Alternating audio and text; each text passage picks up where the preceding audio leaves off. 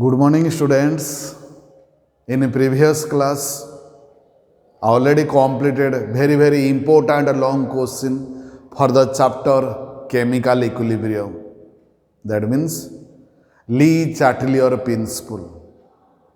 The definition, the statement, and the explanation. That is the change in effect of change of concentration, effect of change of pressure, effect of change of temperature, and another two important effect of addition of catalyst, and effect of addition of noble gases or inert gases.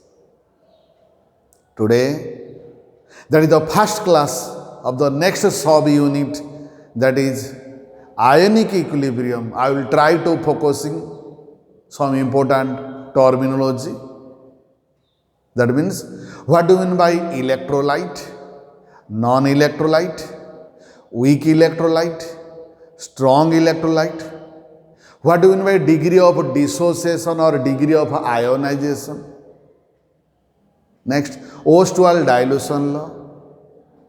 And the most important part, that is theories of acid and bases. Well-known three theories: Arrhenius theory, Bronsted-Lowry theory, and Lewis theory, relating to the concept of giving the idea about the concept of acid and bases. So before starting the class 1 for the ionic equilibrium, let us recap the previous chapter. That means the previous long question, Le Chatelier principle. I hope already you cover. Can anyone recall this principle? Good. This principle states that if there is a strain, strain, what do you mean by strain? That is the change in temperature, pressure, and concentration in a reversible reaction at the state of equilibrium, then the equilibrium will adjust in such a way so as to cancel the above change. This is the Le Chatelier principle. And while explaining, we draw some conclusion relating to concentration. What is the conclusion? That means, if we increase the concentration of any one or all of the reactants, then the equilibrium will shift forward, forming more amount of the product. Similarly, if we increase the concentration of any one of the product or all of, then equilibrium shift backward, forming more amount of reactant. Similarly, if we discuss the change in temperature, then we draw some conclusion that for exothermic reaction, favorable condition is low temperature, and for endothermic reaction, favorable condition is high temperature. Already we know what is exothermic and endothermic. That means the reaction, if heat automatically evolved, known as exothermic reaction. For that, low temperature favor the formation of more amount of product. And the reaction in which heat energy automatically absorbed, known as endothermic reaction. For that reaction, high temperature favor formation of more amount of product. And last one, if the reactant and product are a gaseous one, then pressure has important role on discussing. The conclusion part is, if del Ng greater than 0, that means total number of gaseous moles on the product side is greater than that the reactant side, then low pressure favors the formation of more amount of product. On the other hand, when del Ng less than 0, that means product side less number of gaseous moles is there, then high pressure favors the formation of more amount of product, which are the favorable condition. Okay. In addition to temperature, pressure, and concentration, another two effects are there. One is effect of addition of catalyst. We know catalyst is a species which alter the rate of reaction. If we select a positive catalyst, then increases the rate of reaction. If you select a negative catalyst, that decreases the rate of reaction. Hence, we draw the conclusion that catalyst alter the rate of reaction, increases or decreases, but not affect the state of equilibrium. Last one, effect of addition of noble gas or inert gas. It has two subpoints. Subpoint 1, addition of noble gas at constant volume, and point 2, addition of noble gas at constant pressure. Discuss one by one. If noble gas is added at constant volume, then there is no effect to the state of equilibrium. On the other hand, if noble gas added at constant pressure, then the equilibrium will shift to that direction in which large number of gaseous moles are there. Mark that. Some examples. One example, N2 gas plus 3H2 gas give rise to 2NH3 gas. Point 2, PCl5 gas decomposed to PCl3 gas plus Cl2 gas.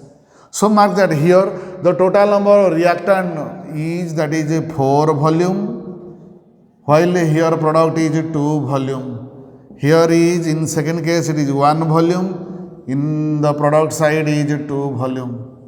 So I repeat again, if noble gas added at a constant pressure, then the equilibrium shift to that direction where there is a large number of gaseous molecules is there. That means in first case, since there is a less number of gaseous molecule, so it is not a favorable one, and here is favorable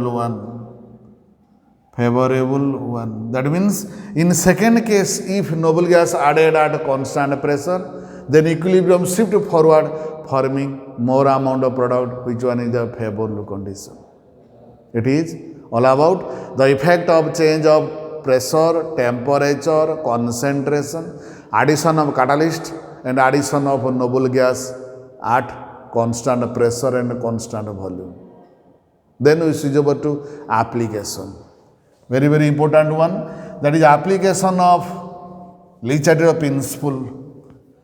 Haber, the scientist Haber, apply this principle for preparation for synthesis of ammonia. So let us mark that what are the favorable condition for the manufacture of ammonia by Haber's. Mark the equation. N2 gas plus 3H2 gas give rise to 2NH3 gas. So here del H is equal to negative, means exothermic reaction. So the favorable condition for manufacture of better yield of the product, that is ammonia, by Haber according to Le-Chatelier principle, that is point 1, increasing the concentration of nitrogen or hydrogen or both. Next, it is the effect of change of concentration. Next, effect of change of temperature. As the exothermic reaction, automatically heat will be evolved. Then a low temperature, that is optimum temperature is the favorable. Optimum temperature, that is 500 degrees Celsius is the optimum temperature which favor the formation of more amount of ammonia. Next, effect of change of pressure. Mark that reactant side 4 volume, product side that is 2 volume. That means product side low volume is there. Our aim is to move forward product side. So increasing in pressure, that is optimum pressure, this is equal to 500 atmospheric pressure. It is known as the optimum temperature is 500 degrees centigrade. Then optimum pressure is also, that is 500 atmospheric pressure. And the third one is temperature, pressure, concentration. Then fourth one is finely divided iron, clearly divided iron as catalyst and molybdenum MO or molybdenum acts as promoter. Do you know what is a promoter? Promoter is one which increases the efficiency of a catalyst. Catalyst is one which increases the rate of reaction. It is a 2-mark question. What is the question? Write down the favorable condition for manufacture of ammonia by Haber's process, applying Lichardo principle. This is the increase the concentration nitrogen or hydrogen or both. Low temperature, that is optimum temperature 500 degree centigrade. That is high pressure, that is optimum pressure 500 atmosphere pressure. And finely divided powdered iron as a catalyst and molybdenum as a promoter. It is all about the Lichardo principle and also the chemical equilibrium. Next, switch over to the today topic, that is ionic equilibrium. So in this topic we cover what do you mean by electrolyte, non-electrolyte, weak electrolyte, strong electrolyte, degree of dissociation or degree of ionization, Ostwald dilution law, and theories of acid base. So before going to this one, the chapter is ionic equilibrium.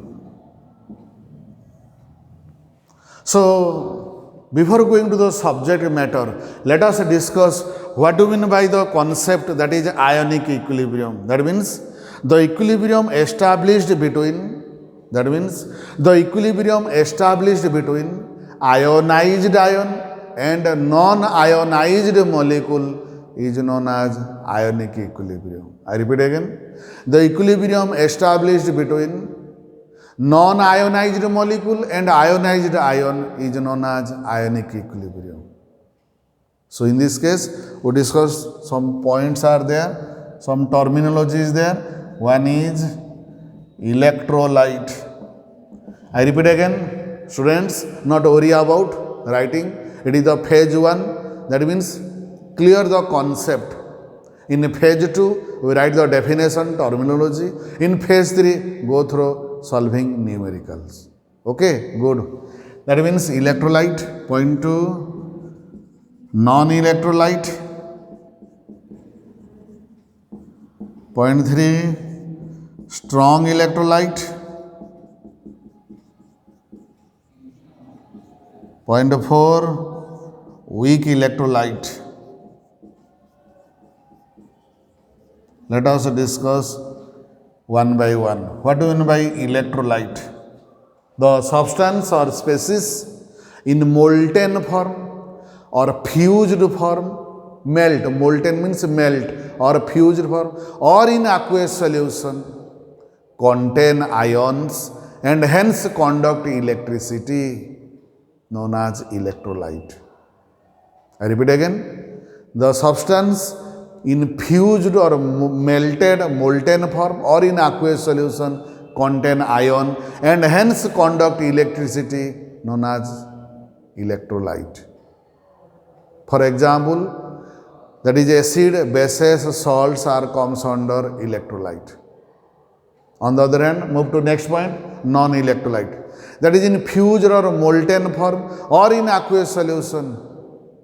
The species does not contain any ion and hence unable to conduct electricity, known as non-electrolyte. That is benzene, naphthalene, carbon tetrachloride, sugar, these are comes under non-electrolyte.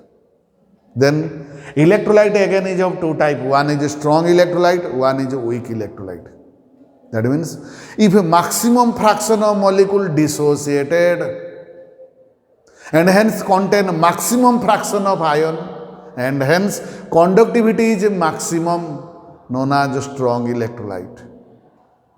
Example, strong acid, bases, strong base and maximum salts comes under strong electrolyte. Here alpha is nearly equal to 1. What is alpha? that is a degree of ionization or a degree of dissociation. Term is known as, what I write?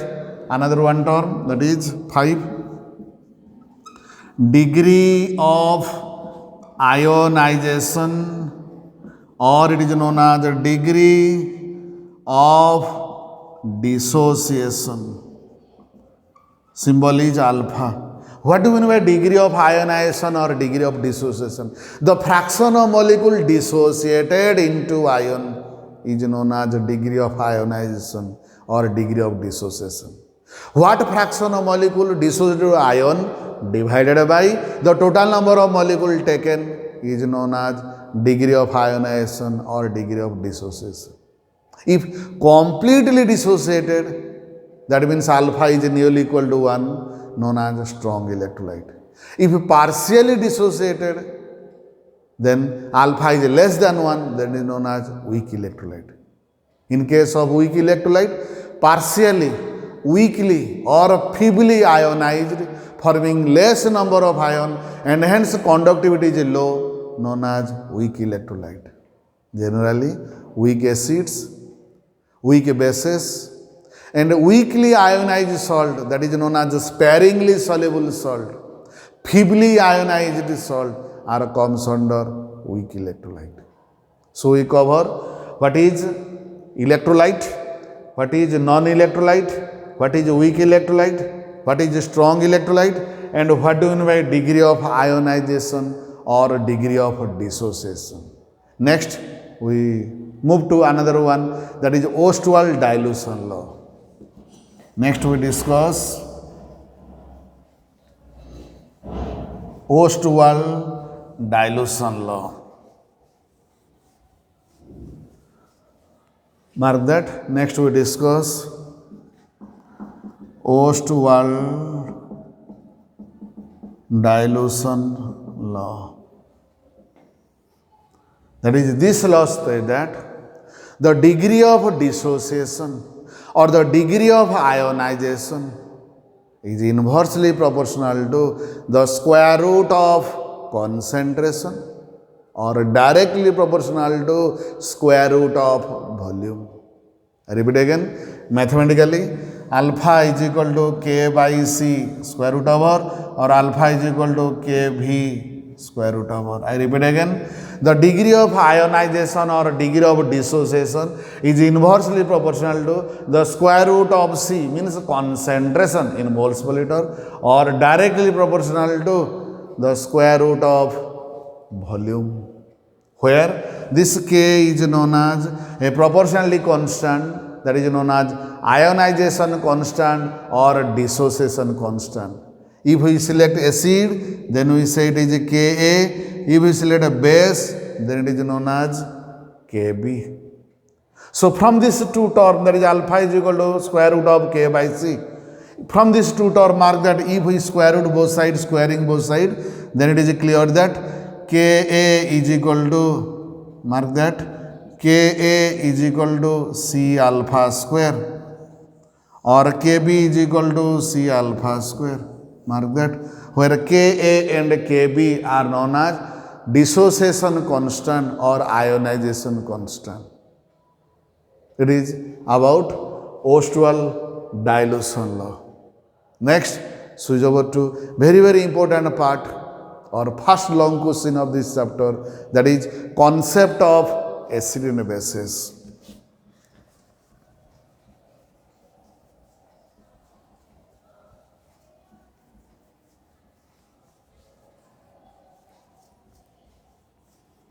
Next, switch over to important concept, that is concept or theories of acids and bases. So many theories are put forward by different scientists, but among them, 3 theories are well accepted. That is, one is known as Arrhenius theory. Arrhenius theory. Point 2, Bronsted-Lowry theory. Bronsted-Lowry theory of acid and bases. And point 3, well known, that means advanced or electronic theory, that is known as Lewis theory of acids and bases. Let us discuss one by one. Students, not worry about, I remind again, not worry about writing this one. It's the phase 1. Clarify your concept, clear your concept. Point 1, move to, that is Arrhenius theory of acid and bases. According to this theory, acid must contain hydrogen atom and on ionization in water produce H plus ion.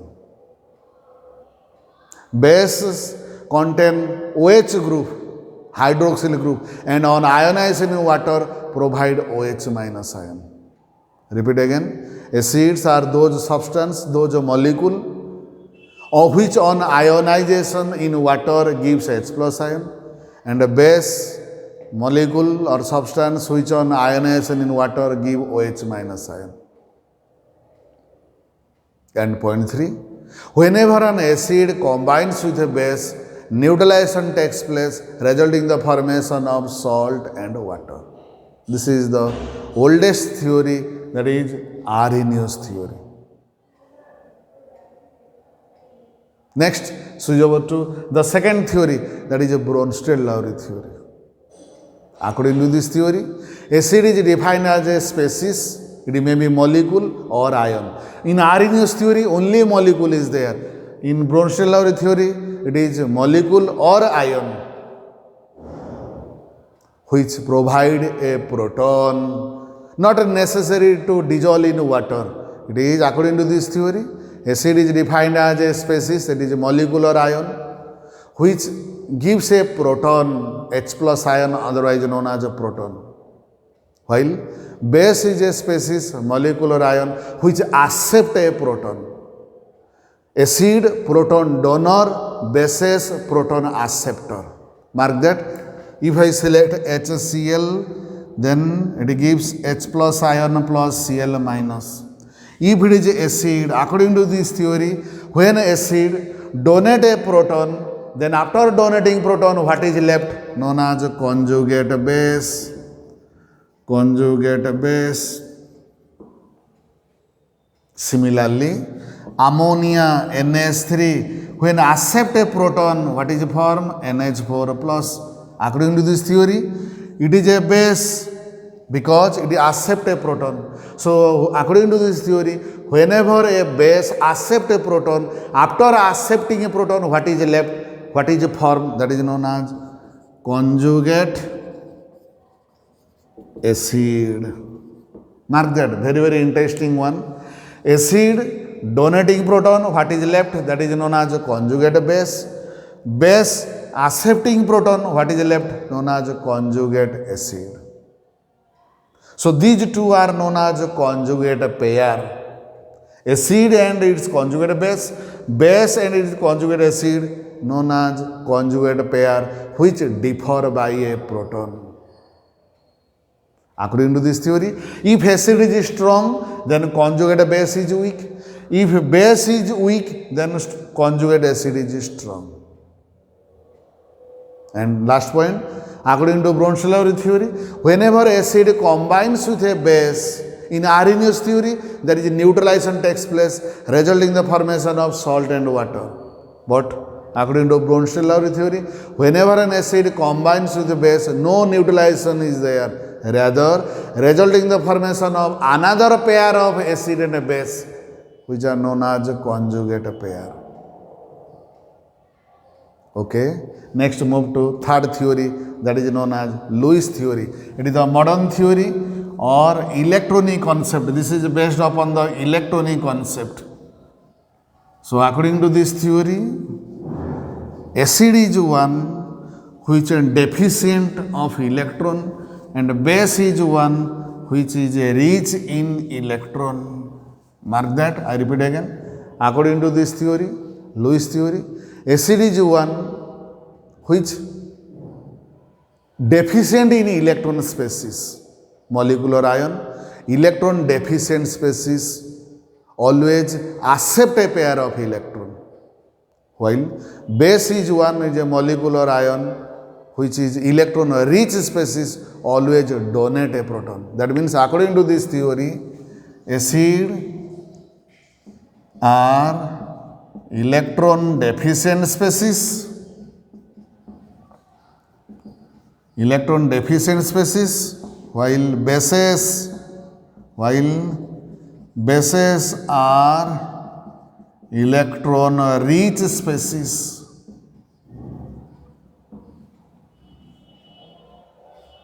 I repeat again, electron deficient species are known as Lewis acid, electron rich species are known as Lewis base. Again question arises, how you know which one comes under electron deficient species? Similarly, which one undergoes electron rich species? Mark that. First we discuss electron, that is Lewis acid, electron deficient species. If electron, then four subgroup is there, which are comes under, everyone comes under electron deficient species. Mark that. Point 1, simple cation. Simple cation comes under electron deficient species. That is H plus, Na plus, Mg2 plus, Al3 plus, etc. Next, the neutral molecule differ in electronegativity,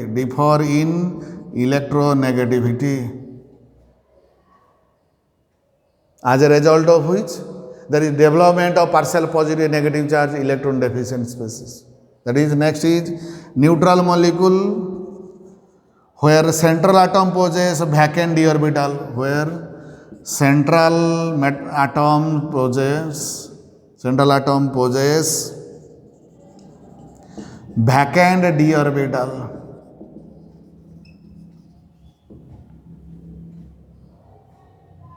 Next, molecules with multiple bonded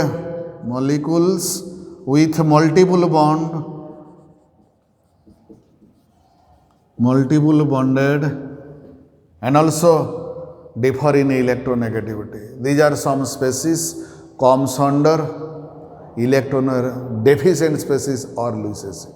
Similarly, now Lewis bases, simple anion, here is simple cation, here is simple anion.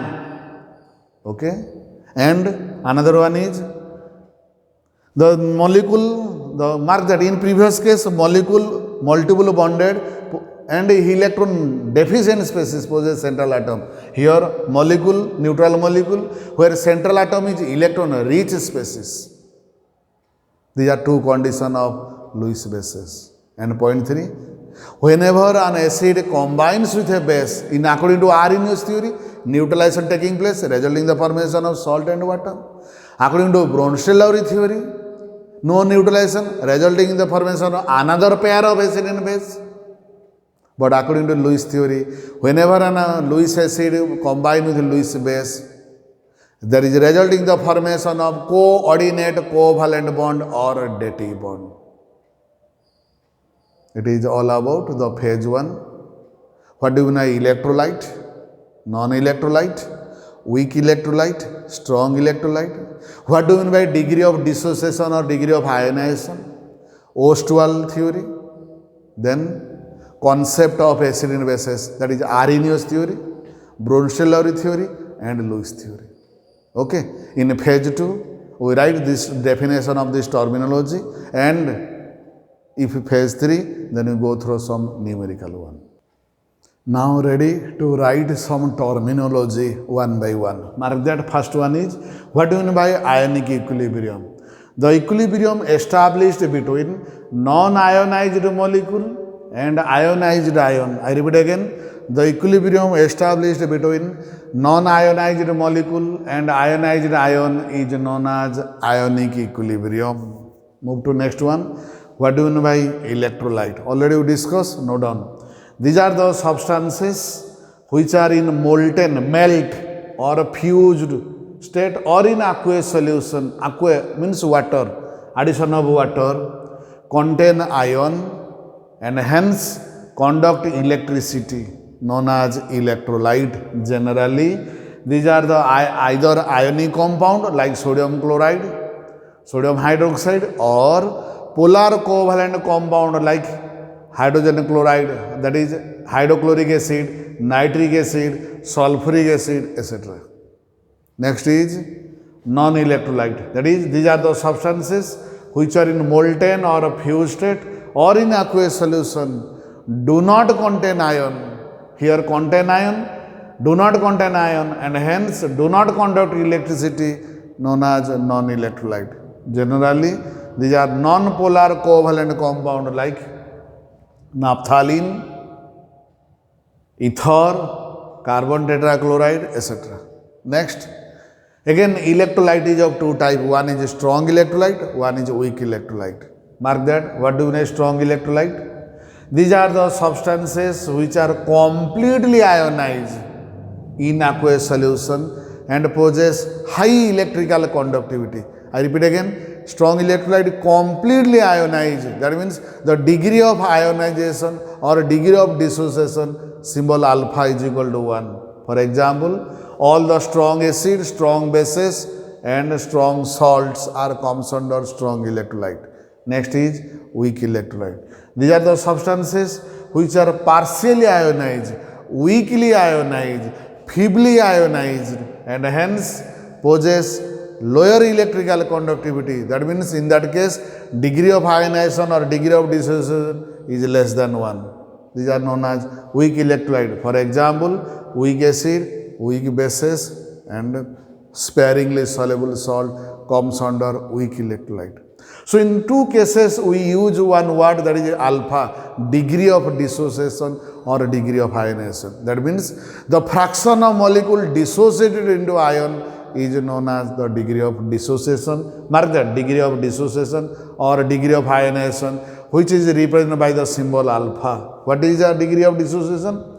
The fraction of total number of molecules which dissociate into ion is known as the degree of dissociation or degree of ionization, which is represented by the symbol alpha. That means alpha is equal to, mark that, the number of moles dissociated divided by total number of moles taken is known as degree of dissociation or degree of ionization.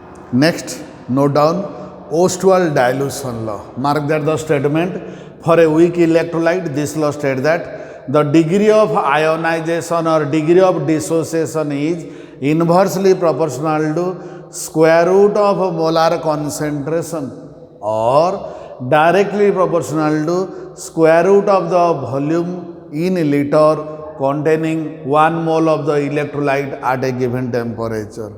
I repeat again, for a weak electrolyte, the degree of ionization is inversely proportional to square root of molar concentration or directly proportional to square root of a volume containing in liter containing 1 mole of the electrolyte at a particular temperature.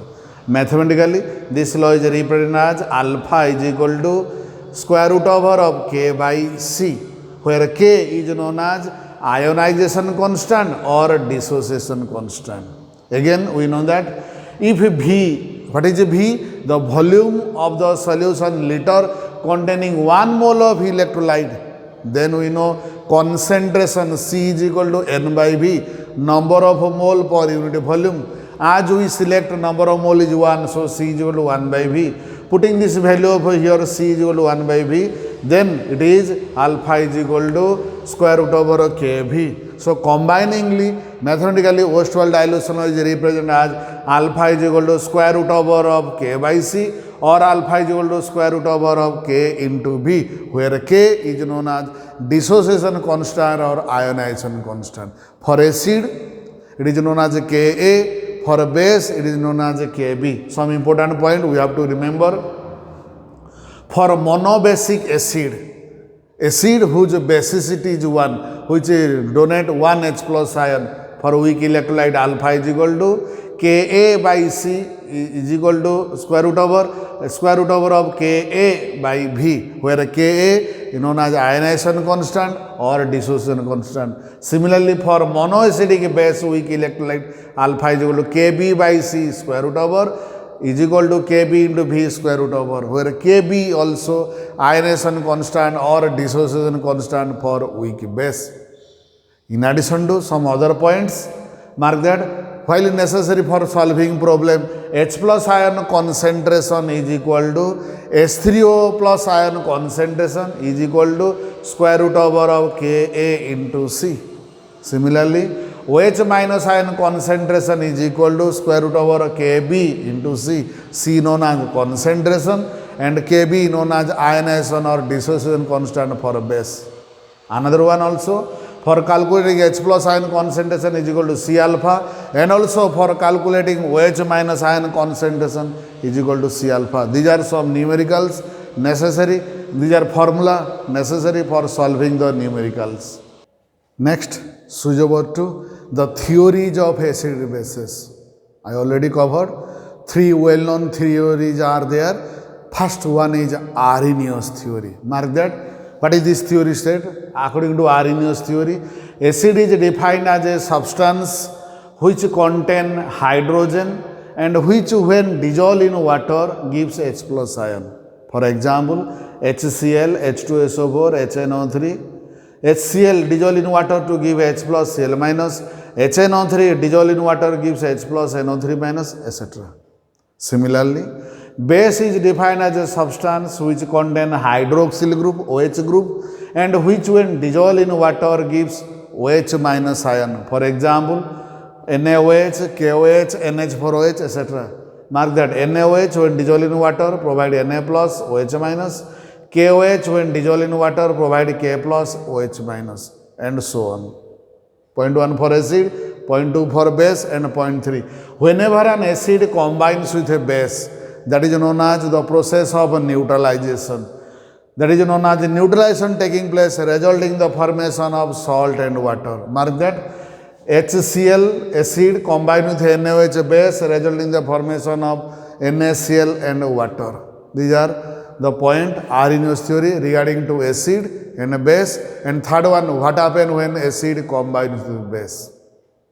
Beside this, some drawback is there. Mark that. According to this theory, acid provide H plus ion in water. But actually, H plus ion does not exist in water. It combines with water immediately to form hydronium ion H3O plus ion.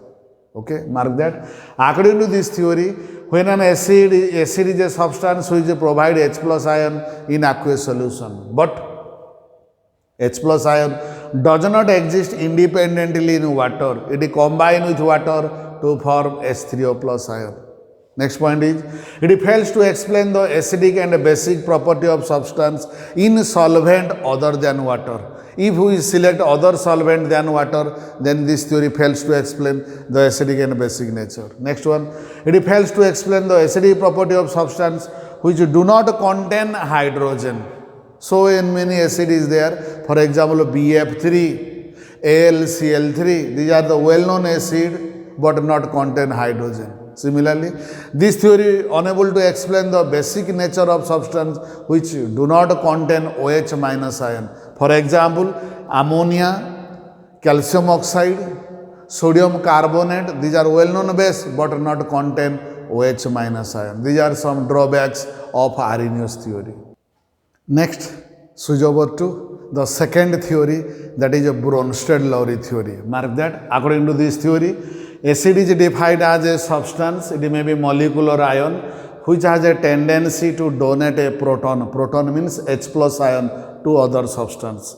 One example, HCl give rise to H plus Cl minus, NH4 plus give rise to H plus and NH3. That means according to this theory, acid it may be molecule or may be ion. Similarly, base is defined as a substance, molecular ion, which has a tendency to accept a proton from any other substance.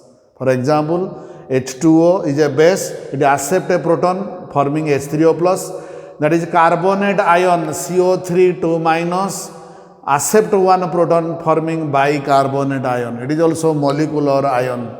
Next, third point, whenever an acid combines with a base, it gives rise to another pair of acid in a base. Very, very important one. Mark that. HCl is an acid 1 when it donate a proton, it forms Cl minus. So this pair, acid and this base pair, is known as conjugate pair. The acid and base which differ by a proton known as conjugate pair. Similarly, H2O is a base, it accepts one proton forming H3O plus. So this base and this acid, these are known as conjugate pair. I repeat again, the acid and a base which differ by a proton known as a conjugate pair. Mark that, some note. Point, whenever an acid loses a proton, it gives rise to Cb, conjugate base. That means acid donating proton, what is left? That is a conjugate base. So when necessary to calculate conjugate base, that means how we calculate conjugate base? Acid subtract a proton, acid minus proton give rise to conjugate base. Similarly, whenever a base accept one proton give rise to conjugate acid. That means base plus proton give rise to conjugate acid. So whenever necessity to calculate conjugate acid, how one is able to calculate conjugate acid? Ca, conjugate acid is equal to base plus proton. Next, if an acid is a strong, that means a strong acid has weak conjugate base and vice versa. Similarly, a strong base has weak conjugate acid and vice versa. And last one, some molecule or species are there, simultaneously behave as an acid and a base. These are known as amphoteric substance or amphiprotic substance. I repeat again, amphoteric or amphiprotic substance which act as acid as well as a base at a time. For example, H2O, HCO3 minus, HSO4 minus, these are well known acid as well as a base at a time according to Bronsted-Lowry theory. This is the second theory, that is a Bronsted-Lowry theory. Next, note down its drawbacks. Note down its drawback. 2 to 3 point is there. This theory fails to this theory. It is not restricted to molecular species. According to Arrhenius theory, acid or base is a molecule. But according to this theory, acid base may be molecule or ion. It is the merit of this theory. First we write merit, then demerit. Next, what are the merit? Second one is, it also explains the acid-base neutralization reaction in absence of water. It also explains acid-base neutralization reaction in absence of water. Means whenever HCl combines with ammonia, HCl is the acid, ammonia is the base. When HCl combines with the acid, resulting in the formation of ammonium chloride, that is a salt. Next point, note down. It can also explain the basic character of substances which do not contain OH group. Ammonia is a suitable example of base, do not contain OH group. These are some merits. Next, switch over to drawback, demerit. It fails to explain the reaction between acidic oxide and basic oxide. Point 1, note down again. It fails to explain the reaction between acidic oxide and basic oxide. It also fails to explain the acidic character of substances. Mark that, BF3, boron trifluoride, aluminum AlCl3, these are the well-known acid, but they do not donate a proton. So it fails to explain the acidic character of substances like BF3, AlCl3 do not donate a proton. These are some demerit of second theory, that is Bronsted-Lowry theory. Next, move to the last concept, that is known as Lewis concept of acid and base. Mark that, according to this theory, acid is defined as a species molecular ion that can accept a pair of electron. Means electron deficient species are known as Lewis acid. So how we know which are comes under electron deficient species? Mark that, following are the electron deficient species. Means point 1, all simple cation. Point 2, molecules in which central atom is incomplete octet. Example, BF3, AlCl3, FeCl3. Next, molecules having multiple bonded between the atoms having different electronegativity. SO2, CO2, etc. Molecules in which central atom possesses vacant d orbital. Silicon tetrafluoride, SiF4, SiCl4, PCl3, PCl5, etc. These are the electron deficient species known as Lewis acid. Similarly, a base is defined as a species molecular ion which is donate electron pair of electron. That means all electron rich species are known as Lewis bases.